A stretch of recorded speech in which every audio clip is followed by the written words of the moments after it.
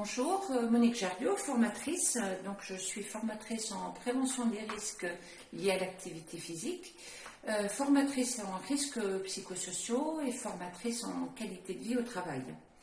Voilà, pour ce qui concerne la formation prévention des risques liés à l'activité physique, qu'on appelle la formation PRAP, nous avons à la maison familiale donc deux options.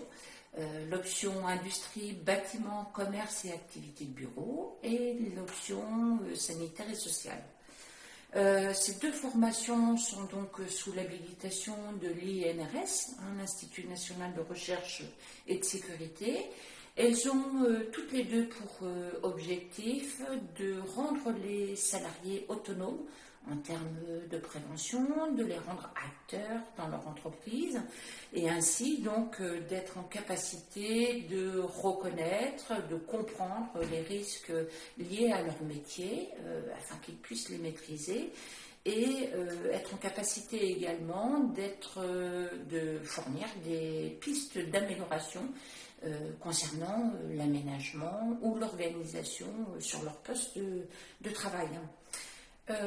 Ces deux formations donc, se déroulent pour ce qui concerne la formation PRAP IBC sur 2 jours qui sont non consécutifs et pour la formation en PRAP sanitaire et sociale donc sur 3 jours non consécutifs également puisque ces deux formations veulent vraiment s'ancrer sur le poste de travail du salarié et donc le va-et-vient entre l'entreprise et la formation plus théorique est donc indispensable.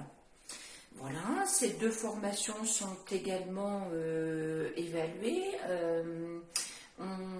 sous couvert donc de l'INRS, nous délivrons sous réserve évidemment donc de résultats positifs à une évaluation certificative. Nous allons pouvoir délivrer un certificat d'acteur PRAP qui est donc valable sur une durée de 2 années. À l'issue de laquelle nous demanderons à nouveau aux salariés de venir se former sur une journée en MAC PRAP, en maintien et en actualisation des compétences, sur le domaine de la prévention.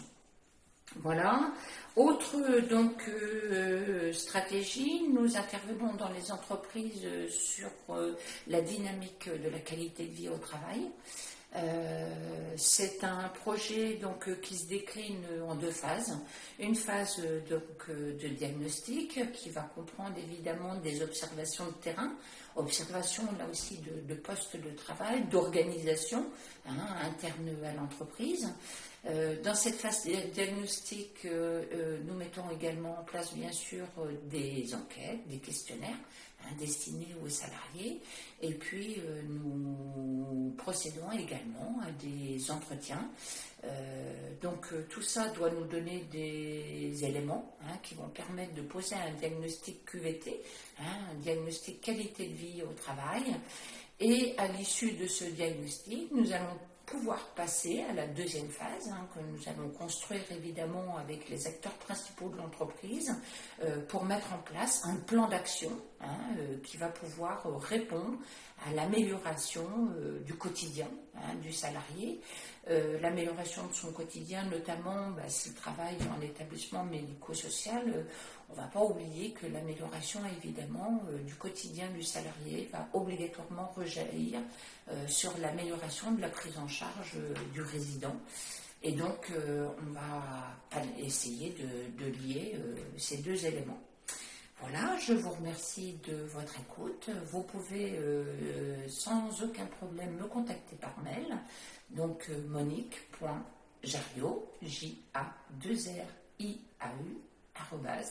@mfr.asso.fr et je vous dis à bientôt. Au revoir.